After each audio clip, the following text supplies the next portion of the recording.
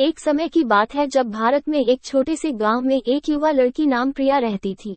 Once upon a time in a small village in India, there lived a young girl named Priya. वह एक सुंदर लड़की थी जिसके लंबे काले बाल और बड़ी भूरी आंखें थीं। She was a beautiful girl with long black hair and big brown eyes. वह अपने माता पिता और 2 छोटे भाइयों के साथ गांव के बाहरी क्षेत्र में एक छोटे से झोपड़े में रहती थी। She lived with her parents and 2 younger brothers in a small hut near the outskirts of the village.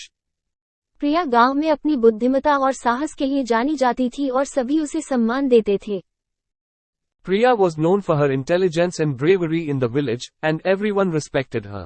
एक दिन जब प्रिया कुछ लकड़ी इकट्ठा करने के लिए निकटवर्ती जंगल जा रही थी, तभी उसने एक अजीब आदमी से टकराया। One day, while Priya was on her way to the nearby forest to gather some firewood, she stumbled upon a strange man. उस आदमी के कपड़े काले रंग के थे और उसका चेहरा एक हुड से ढका हुआ था। The man was dressed in black and had a hood covering his face. प्रिया घबराई, लेकिन वह अपनी शांति बनाए रखने की कोशिश की। Priya was frightened, but she tried to keep her calm. वह आदमी प्रिया से पूछा कि क्या उसे आसपास के गांव तक जाने का रास्ता पता है, लेकिन प्रिया जवाब देने से बहुत डरी हुई थी। The man asked Priya if she knew the way to a nearby village, but Priya was too afraid to respond. तब वह आदमी प्रिया से कहा कि वह रास्ता जानता है और प्रिया को उसका पीछा करने के लिए कहा। The man then asked Priya to follow him as he knew the way. प्रिया जानती थी कि एक अजनबी के पीछा जाना सुरक्षित नहीं होता, लेकिन वह जानने में उत्सुक थी कि वह कहाँ जा रहा है। Priya knew that it was not safe to follow a stranger, but she was curious to know where he was headed. प्रिया ने कुछ मिनटों तक उस आदमी का पीछा किया जब तक कि वे जंगल में खुली जगह तक नहीं पहुंचे। Priya followed the man for a few minutes until they reached a clearing in the forest. फिर उस आदमी ने अपना हुर्दा हटाया जिससे उसका चेहरा दिखाई दिया। The man then removed his hood, revealing his face. प्रिया चौंक गई जब उसने देखा कि यह कोई अन्य नहीं बल्कि उस शोहरतपूर्ण डाकू, राजा था।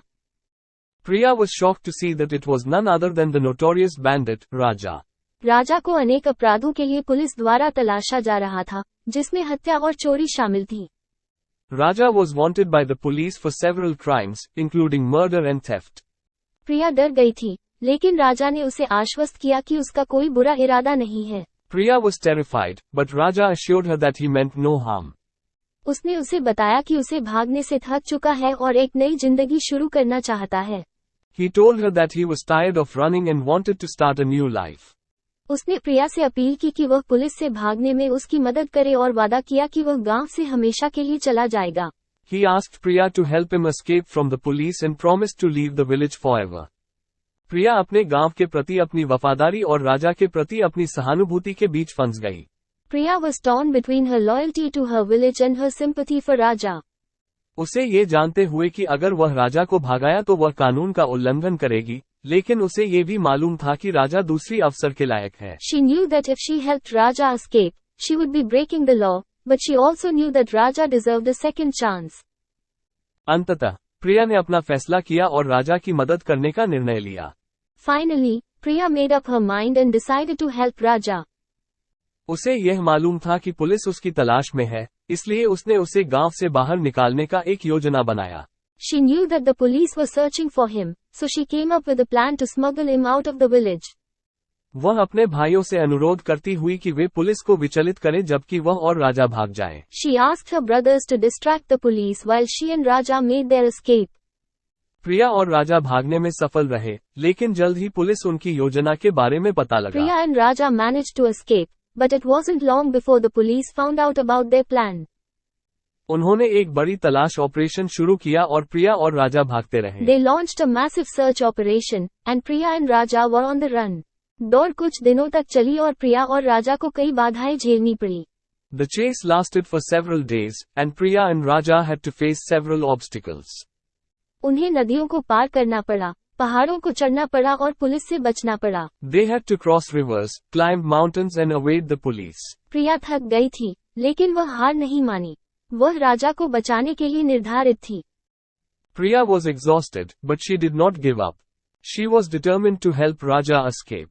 अंततः कुछ दिनों की दौड़ के बाद वे राज्य की सीमा तक पहुंचे। Finally, after several days of running, they managed to reach the border of the state. जब वे सीमा पार करने वाले थे तब पुलिस उन्हें पकड़ ली। They were about to cross the border when the police caught up with them. प्रिया और राजा को घेर लिया गया था और ये लग रहा था कि उनके लिए समाप्ति हो गई है। Priya and Raja were surrounded, and it looked like it was the end for them. लेकिन तभी एक चमत्कार हुआ। राजा के गिरोह के सदस्य आ गए और पुलिस पर फायरिंग शुरू कर दी। But just then, a miracle happened. Raja's gang members arrived and started firing at the police. Police अपनी संख्या में कमजोर थी और उन्हें वापस लौटने का कोई विकल्प नहीं था।